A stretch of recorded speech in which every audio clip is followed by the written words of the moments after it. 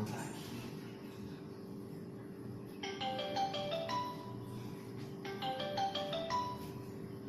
Halo. Oke. Iya, aku tahu. Sebentar lah, sebentar. Apa? Baiklah. Aku akan segera kesana.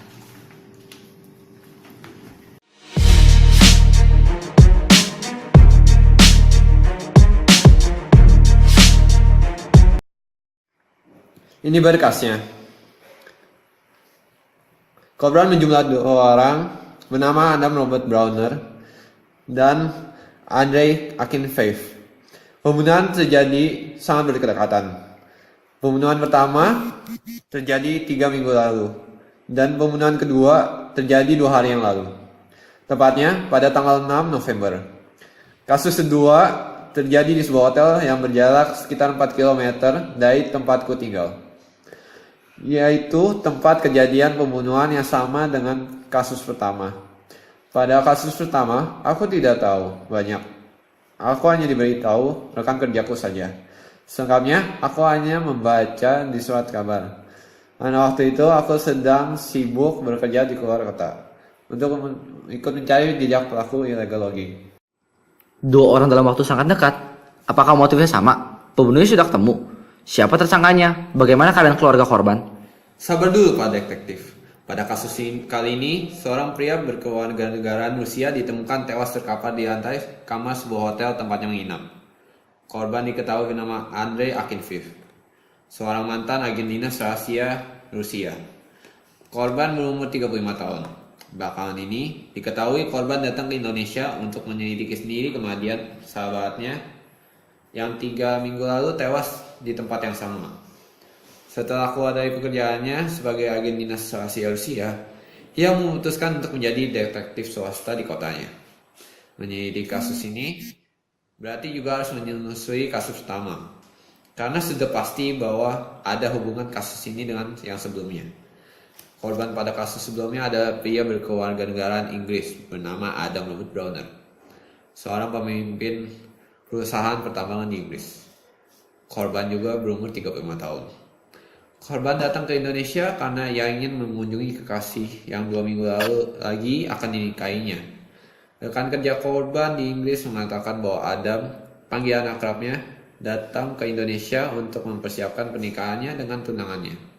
Tunangan korban diketahui bernama Grace Natalie, seorang model papan atas keturunan campuran antara Indonesia dan Jerman yang masih muda, usianya baru 26 tahun. Kedua korban tewas dengan cara yang sama oleh rarutan zat beracun yang disamarkan melalui secangkir kopi panas yang nikmat, yaitu racun talium radioaktif, atau lebih dikenal dengan sebutan polonium. Polonium. Racun ini jarang dipakai untuk membunuh, tetapi dalam dosis tertentu dapat membunuh. Biasa ditemukan di dalam racun tikus. Tepat sekali Pak Detektif. Polonium juga bisa digunakan dalam dunia kedokteran. Berupa kimia logam racun berwarna putih kebiruan. Biasanya dapat kita temui juga di dalam racun tikus. Namun dalam dunia kedokteran sekalipun, sangat diwaspadai kegunaannya serta pemakaian dosisnya karena zat ini sangat berbahaya. Karena guna larut dalam cairan dan warnanya yang membuatnya sulit untuk dideteksi apabila sudah larut. Gejala yang ditimbulkannya adalah pusing, mual, muntah, diare, rambut rontok, dan bila dalam dosis yang lebih tinggi atau penderita tidak segera ditangani, racun ini dapat menyebabkan kejang, gangguan jiwa, hingga kematian. Pembuatan hingga pengirimannya antar negara sangat dibatasi. Oleh karena itu, sudah jelas bahwa pembunuhnya bukanlah sembarang orang yang dapat dengan mudah mendapatkan racun mematikan ini. Berdasarkan penyelidikan tim forensik, racun polonium ini adalah murni hanya polonium dan tidak bersama campuran zat lain seperti dalam racun tikus. Keadaan kedua korban sendiri memungkinkan bahwa korban memang meminum racun melalui secangkir kopi. Terbukti dalam air liur dan lambung korban terdapat larutan kopi yang bercampur polonium. Sebuah cangkir yang pecah, kopinya tercecer di lantai, terletak tidak jauh dari korban. Berarti pelakunya bukan orang biasa kan? Tepat sekali. Beberapa saksi yang ditanyai alibinya ada 3 orang. Semuanya memiliki hubungan dekat dengan kedua korban. Ketiga orang itu semuanya sangat mencurigakan. Walaupun semua alibi yang dikatakannya sempurna, pasti ada yang membohong tentang alibi saat waktu kejadian di antara ketiganya. Aku menduga kalau pembunuhnya ada di antara ketiga orang itu. Namun, aku perlu menyelidiki lebih lanjut dan mencocokkan bukti yang kutemukan dengan kebenaran kasus ini guna membuktikan bahwa memang satu di antara ketiga orang itu adalah pelakunya. Hubungan kedua korban sangatlah dekat. Mereka berdua bersahabat karib semenjak mereka berumur 24 tahun. Mereka bertemu di London, Inggris, ketika King Fifth sedang ditugaskan menyelidiki kasus pencurian uang di sebuah bank di Moskow, Rusia. Karena pelaku membawa kabur uang-uang itu sampai ke London. Mereka bertemu di sebuah rumah makan, entah bagaimana, akhirnya mereka bisa bersahabat amat dekat. King Fifth memang sering datang ke London untuk bertugas. Hingga teman-teman Adam di London menjuluki mereka sebagai amplop dan perangko atau monitor komputer dengan CPU-nya. Siapa kira-kira pelakunya? Beralih pada pembicaraan semula tentang tiga orang yang saksi yang diduga tersangka. Yang pertama sudah pasti ada kekasih Adam Robert Browner yang berprofesi sebagai model papan atas bernama Grace Natalie. Saat diinterogasi, ia mengatakan bahwa pada kasus kematian kekasihnya yang sedang berada di sebuah restoran Italia yang menjarak 3 km dari hotel TKP karena ia sedang menunggu korban untuk membicarakan rencana pernikahan mereka. Karena cukup lama menunggu, ia menelpon ponsel korban. Namun ponsel korban tidak aktif. Ia mengatakan kalau ia sempat khawatir terjadi sesuatu dengan korban. Ia memutuskan datang ke hotel TKP. Namun ia terlambat. Saat ia datang ke TKP, kamar tempat kekasihnya menginap sudah ramai oleh kerumunan orang dan polisi. Sedangkan pada kasus kedua, ia mengatakan bahwa ia tidak terlalu akrab dengan korban. Memang beberapa bulan lalu, kekasihnya pernah mengenalkannya kepada Akin Fifth saat berkunjung ke Inggris. Akin Fifth hanya bilang pada saya, kalau ia akan menyelidiki kasus pembunuhan Adam sendiri karena ia tidak bisa tinggal diam dan mempercayakan begitu saja kasus yang menghilangkan nyawa sahabatnya itu kepada kepolisian Indonesia, kata Grace dengan menahan tangisnya. Yang kedua adalah saudara tiri Adam Robert Browner, bernama Maria Sarah Browner. Seorang wanita berkewarganegaraan Indonesia berusia 20 tahun. Ayah Adam dan ibu Sarah yang orang Indonesia menikah sewaktu Sarah berumur 12 tahun. Namun karena kecelakaan pesawat 4 tahun yang lalu, orang tua mereka tewas. Dan harta warisan peninggalan kedua orang tuanya sempat menjadi perebutan di antara keduanya. Sebelum dan sesudah Adam terbunuh, saya berada di Surabaya untuk meliput berita bersama rekan saya. Begitu juga dengan tubuhnya Akin Fifth. Setelah maupun sebelumnya, saya sedang berada di kantor saya di Jakarta. Kalau Anda tidak percaya, Anda bisa tanyakan kepada rekan kerja saya di kantor dan stasiun televisi tempat saya bekerja. Begitulah hasil interogasi yang dilakukan kepada adik tiri Adam Robert Browner ini. Hal ini sudah cukup membuktikan bahwa Sarah Browner memiliki alibi yang kuat. Sulit untuk menuduh Sarah sebagai pelakunya. Yang ketiga adalah direktur keuangan perusahaan yang dipimpin Adam Browner, pria yang lebih muda dari Adam. Ia berusia 30 tahun, berkewarganegaraan Jerman, bernama Miroslav Gomez. Beberapa minggu yang lalu, Gomez terlibat pertengkaran dengan Adam. Penyebabnya adalah menurunnya kas keuangan perusahaan. Adam menuduhnya korupsi uang perusahaan. Tidak lama setelah itu, ia meminta cuti kepada perusahaan untuk berlibur bersama keluarganya ke Indonesia. Polisi sempat kesulitan menginterogasinya karena pria ini bersikeras menolak dibawa ke kantor polisi. Wah, cukup sulit. Ada partner yang bisa membantu saya? Anda telah melihatnya, Pak, tepat di depan Anda. David adalah seorang partnerku yang ditugaskan bersama untuk menyelidiki kasus yang menyedihkan ini. Dia adalah seorang polisi yang cukup pandai menurutku. Kita memang biasa partneran. Mari kita ke TKP sekarang.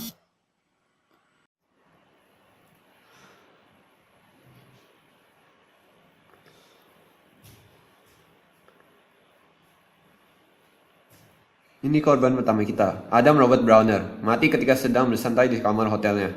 Tragis sekali kematian orang ini. Masih muda belia, sudah meninggal. Dengan racun tikus lagi. Apa nih? Serbuk polonium, Pak. Dan lihat, itu cangkir kopinya. Ya Tuhan, kopi Brazil. Terkenal dengan aromanya yang sangat enak. Korban selanjutnya ditemukan tidak jauh dari sini, Pak. Mau lihat?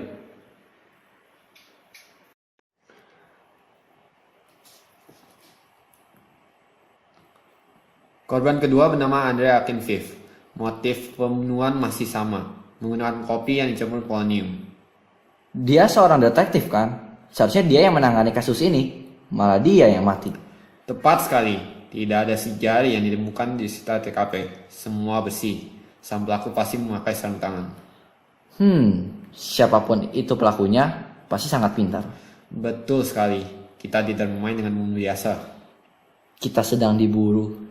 Saya mulai juga dengan 3 saksi itu. Maksudmu?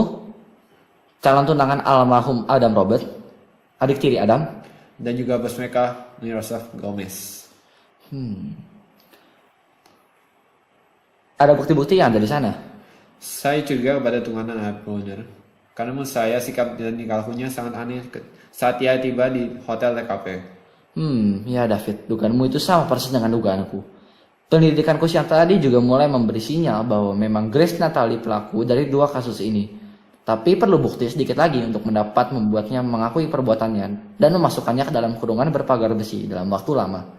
Luar biasa, Pak. Petunjuk apa yang Anda temukan? Semuanya ada 3 petunjuk. Petunjuk yang pertama, ada pada saat Grace datang tidak lama di lokasi kejadian. Tanpa sadar, ia berteriak histeris sambil menangis. Apa kau ingat, David, apa yang dikatakannya?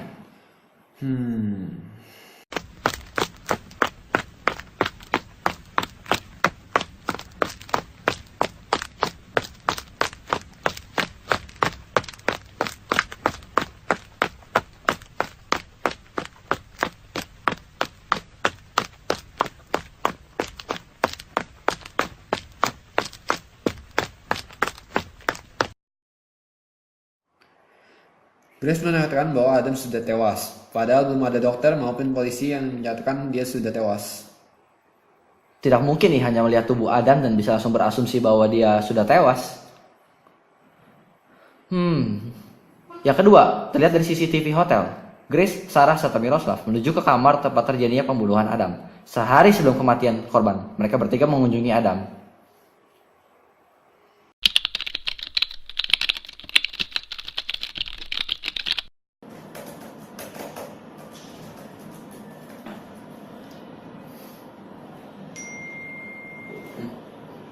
Siapa nih?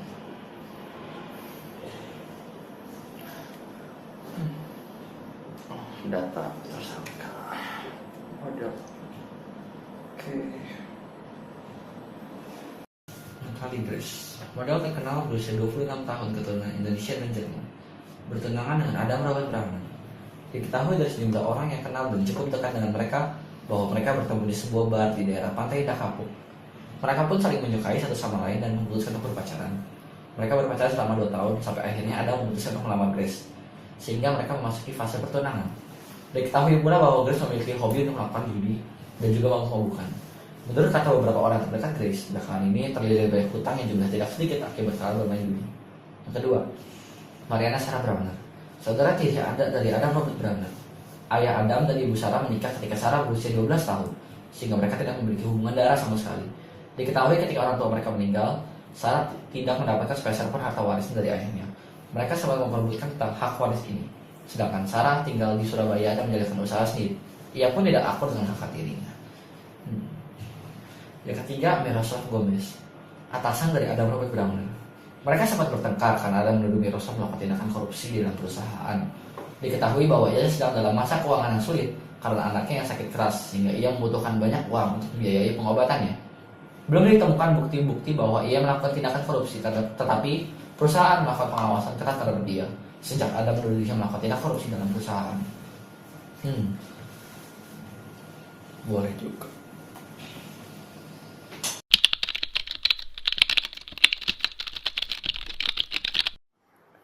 Oke, jadi Andre juga ditemukan meninggal karena ada racun polonium. Benar, detektif. Siapa orang yang percayai untuk membuat kopi sampai ia langsung meminum kopinya tanpa curiga? Jika Anda berkata seperti itu, maka orang yang paling cocok adalah Grace. Karena secara logika, Andre berteman baik dengan Adam, dan Grace adalah tunangan Adam. Jika seperti itu, orang yang paling tidak mungkin dicurigai adalah Andre, adalah Grace. Tapi hal itu juga bisa berlaku untuk Sarah yang berstatus adik tiri dari Adam. Sepertinya bisa kemungkinan untuk dua wanita itu. Tetapi menurut alibi dari Sarah, ia berada di Surabaya ketika kejadian terjadi. Sehingga melibatkan kita dengan Grace. Tetapi juga kita tidak bisa membunuh dia. Karena belum ada bukti yang konkret dialah yang membunuhnya kedua pria ini. Benar juga. David, coba cek CCTV di apartemen ini. Beritahu saya jika kamu menemukan bukti-bukti yang lain. Baik.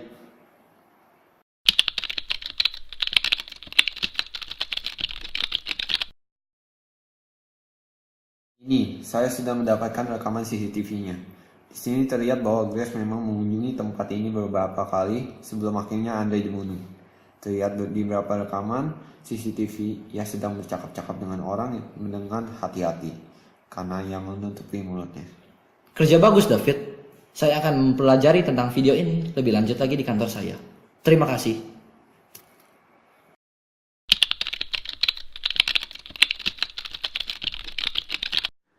Halo Grace.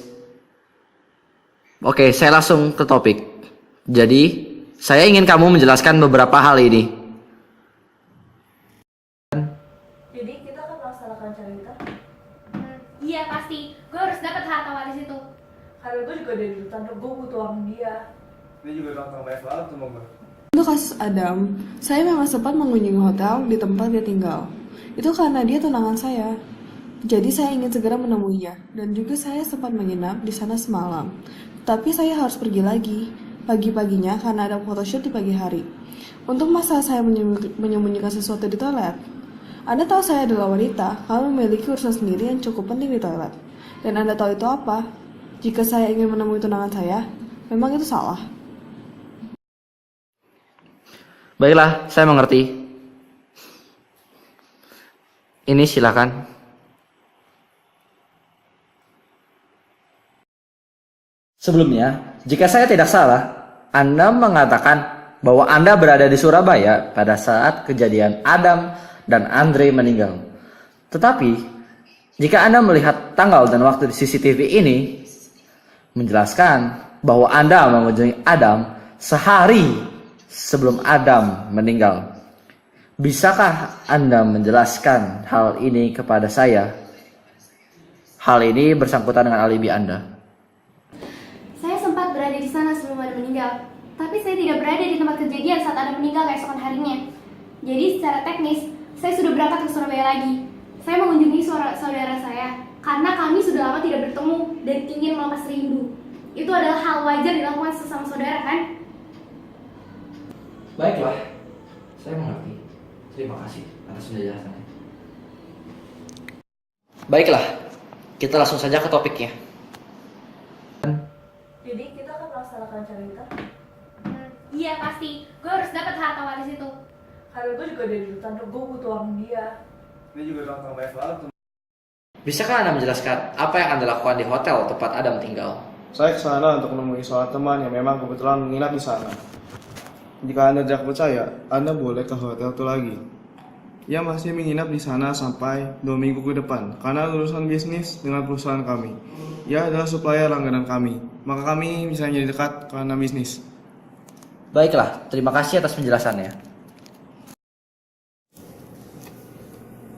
Penyelidikan yang aku lakukan siang tadi cukup memberiku petunjuk tentang ketiga saksi yang awal mencurigakan itu.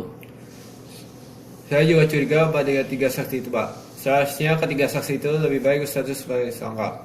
Tapi saya lebih juga pada tunangan orang bunuh. Karena menurut saya sikap dan tingkahnya sangat aneh saat dia tiba di hotel KPR. Ya David, dugaanmu itu sama persis dengan dugaanku. Penyelidikanku siang tadi juga mulai memberi sinyal bahwa memang Grace Natali pelaku dari dua kasus ini. Tapi perlu bukti sedikit lagi untuk dapat memasukkannya perbuatannya dan memasukkannya ke dalam kurungan berpagar besi dalam waktu lama. Tetapi saya juga curiga dengan dua tersangka lainnya. Saya memiliki pemikiran bahwa mereka sebenarnya bekerja sama dalam melaksanakan pembunuhan ini, dan mereka sudah dapat mencanangkan hal ini sejak lama. Luar biasa, Pak. Petunjuk apa yang Anda temukan? Petunjuk yang pertama ada pada saat Grace datang tidak lama di lokasi kejadian. Tanpa sadar, ia berteriak histeris sambil menangis. Apakah hebat apa yang David dikatakannya? Grace mengatakan Adam sudah tewas. Ya, padahal polisi atau dokter sekalipun belum tentu dapat memastikan kalau Adam sudah tewas tanpa mendekatinya dan memeriksa denyut jantung Adam. Yang kedua adalah arah kedatangan Grace saat menuju kamar tempat kejadian pembunuhan Adam. Kalau ia mengatakan dia datang dari luar hotel, seharusnya dia datang dari arah kanan. Tapi pada kenyataannya, dia datang dari arah kiri yang arah yang menuju toilet umum. Buktinya adalah pada kamera pengawas hotel yang berada di tempat sekitar hotel. Dan siang tadi, aku sudah membuktikan kalau Grace menuju toilet dalam keadaan terburu-buru karena khawatir akan kedatangan tunangannya. Itu aneh. Bukankah dalam kamar Adam ada toilet? Lagi pula, kalau di luar kamar Adam telah ramai oleh kerumunan orang dan polisi, dan dia tidak tahan ingin segera pergi ke toilet, mengapa kamera pengawas tidak memperlihatkannya berjalan dari luar menuju ke toilet? Memang berbeda dengan kasus kedua pada saat tewasnya Akin Viv. Grace tidak ada di tempat, tetapi ada satu lagi yang belum diselidiki polisi pada saat kasus pertama maupun kasus kedua. Polisi tidak mencari tempat penyimpanan racun polonium itu secara detail. Tempat-tempat yang tidak mudah diketahui orang. Misalnya, bagian-bagian tertentu di toilet. Pelayan hotel mengatakan bahwa pembuangan di toilet umum itu agak macet dan belum diperbaiki saat aku akan masuk ke toilet itu. Hal ini membuktikan bahwa di dalam saluran pembuangan di toilet itu ada sesuatu kan? Anda luar biasa sekali, Pak. Dengan cepat Anda dapat mencari bukti dan memecahkan teka-teki dalam kasus ini. Dan pertanyaan Anda tadi biar saya jawab. Menurut saya mungkin itu adalah botol kecil berukuran sekitar 10 cm. Sehingga botol itu tidak jatuh ke dalam saluran pembuangan, melainkan menyumbat saluran pembuangan. Tepat sekali, David. Aku menemukan di toilet umum yang berbeda di hotel itu. Oh ya, David, ada dua hal lagi yang penting. Aku mendapat informasi dari seorang teman Grace pada saat mereka masuk satu universitas. Ia mengatakan bahwa Grace masuk universitas kedokteran dan lulus 2 tahun yang lalu. Tidak heran kalau Grace punya banyak teman yang berprofesi sebagai dokter. Ia dapat dengan mudah memperoleh polonium serta mengerti kegunaannya. Berikutnya adalah pada saat kasus kedua terjadi. Dalam kamar Akin Viv juga tidak ditemukan sidik jari ketiga saksi tersebut. Itu menandakan bahwa pelaku sangat waspada dan hati-hati. Mungkin pelaku menggunakan kaos tangan untuk menyentuh barang-barang korban. Menurut kematian kedua korban yang dibunuh secara sama, cara yang persis menunjukkan pelaku yang sama. Dan pelakunya menunjukkan orang yang dekat dengan korban karena pelaku meracuni korban dengan mudah. Pada kasus pembunuhan Adam, pelaku membuatkan kopi Adam sehingga dapat mudah percaya dan meracuninya. Dan pada kasus pembunuhan Akin Viv, pelaku menuangkan racun pada cangkir berisi kopi dengan pura-pura akan membuatkan kopi untuk korban. Mungkin korban sudah mulai mengetahui siapa pembunuhnya, sahabatnya. Grace yang ketakutan ketika menyusun rencana dan membunuhnya. Dugaanku, Grace datang ke tempat kamar Akin Viv dibunuh untuk menanyakan seputar penyelidikannya. Grace yang sudah mengenal Akin Viv dapat dengan mudah beralasan ingin membuatkan kopi untuk mereka berdua. Dan ia tentu tidak lupa mencampurkan polonium itu ke dalam cangkir milik Akin Viv. Pekerjaan membuat kopi tidak sulit menggunakan kaos tangan. Dengan bukti begini, sudah jelas bahwa Grace adalah baling di balik pembunuhan ini.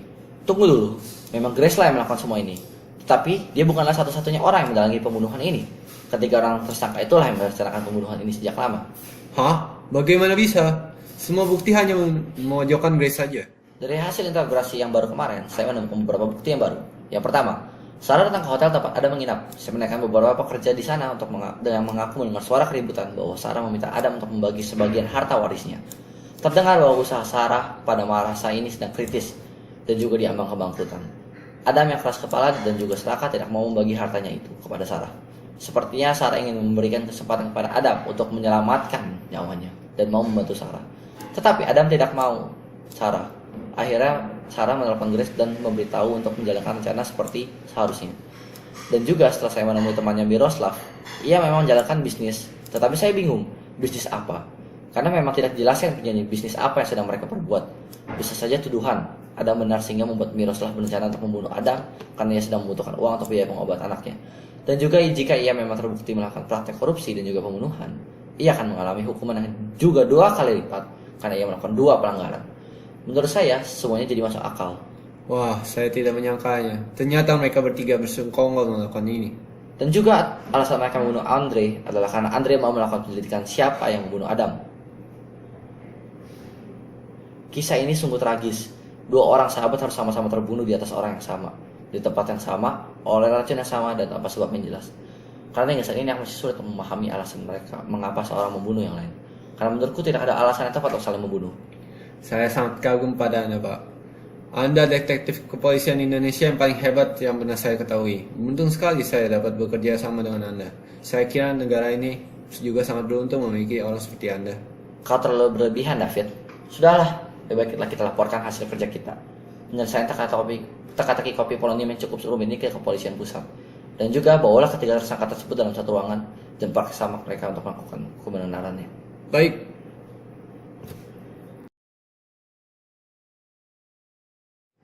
Akhirnya, teka-teki kasus polonium ini terpecahkan. Pelaku tidak lain, tidak bukan, adalah ketiga orang yang diduga sebagai tersangka, yaitu Mariana Sarah Browner, Grace Natalie, dan bahkan Miroslav Gomez. 3 orang yang sangat dekat dengan korban merupakan pembunuhnya. Polisi berhasil menangkap ketiga tersangka ini dan memasukkannya ke kurungan besi dalam waktu yang lama. Sungguh tragis. Diharapkan tidak terjadi kejadian seperti ini lagi di waktu mendatang. Pembunuhan diam-diam menggunakan kopi polonium. Tapi saya, sebagai detektif, senang kasus ini selesai dan ditutup. Kasus ini pun akhirnya terpecahkan. Oh iya, muncul juga di headline koran hari ini. Grace Natalie, Mariana Sarah Browner, Miroslav Gomez, pelaku pembunuhan Adam Robert Browner dan Andrei Akinfev. Saya Jeremy, sampai jumpa.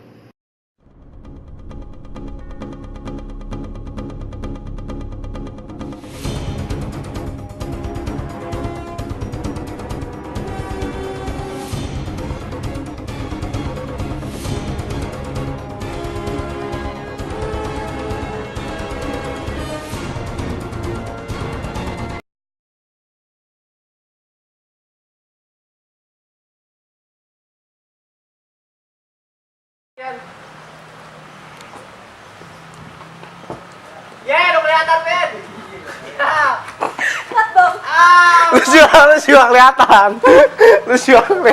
Udah blooper sudah ini. Gue tau gini. Ketok leh. Yo. Yang model Panatas bernama Grace Natalie. Saat di imigrasi yang mengatakan bahwa kasus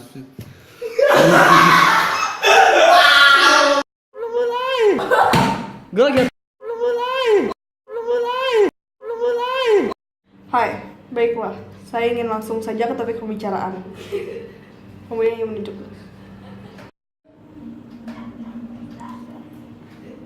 Hai.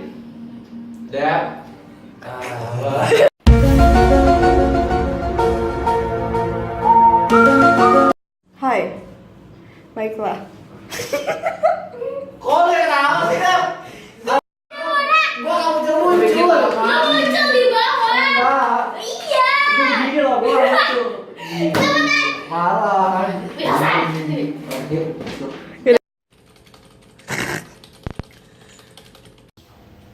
Halo Grace.